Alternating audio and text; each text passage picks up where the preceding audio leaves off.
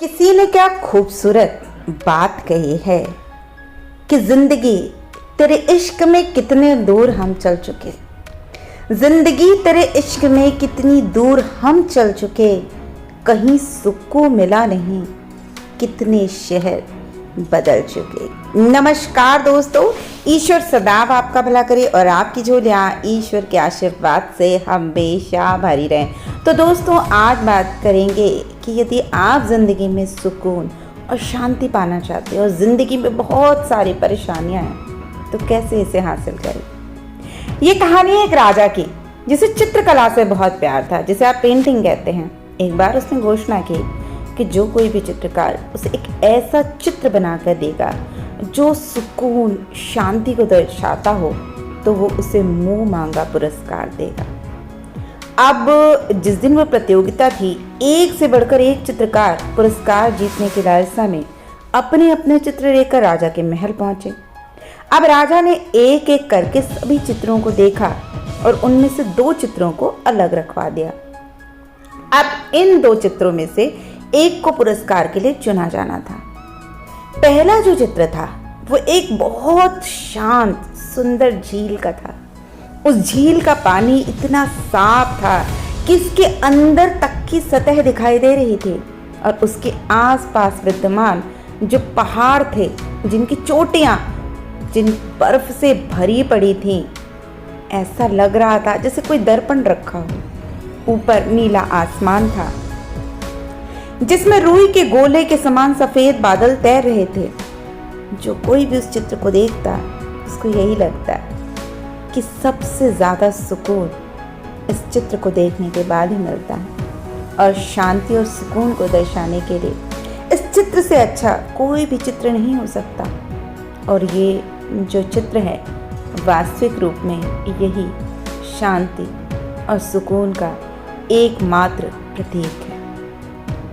अब सबकी नज़र दूसरे चित्र पे जाती है। उसमें भी पहाड़ थे, लेकिन बिल्कुल सूखे, बेजान, वीरान। इन पहाड़ों के ऊपर घने गरजते बादल थे जिनमें बिजलियां चमक रही थीं। घनघोर वर्षा होने से नदी उफान पे थी। तेज हवाओं से पेड़ हिल रहे थे। पहाड़ी के ओर स्थित झरने ने रौद्र रूप धारण कर रखा था। अब जो कोई भी उस चित्र को देख करता वो यही सोचता कि ये चित्र राजा ने क्यों चुना, इसका शांति से क्या लेना देना। इसमें तो सिर्फ चारों तरफ अशांति, बंजरता ही दिख रही है। न कोई शांति है, न कोई सुकून है। अब सभी आश्वस्त थे कि जो पहला चित्र था सिर्फ उसको ही पुरस्कार मिलेगा। तभी राजा अपने सिंहासन से उठे और घोषणा की कि दूसरा चित्र बनाने वाले चित्रकार को वो मुंह मांगा पुरस्कार देंगे। अब हर कोई आश्चर्य में था, यहाँ तक कि वो दोनों चित्रकार भी आश्चर्य में थे। और पहले चित्रकार से विशेष रूप से रहा नहीं गया।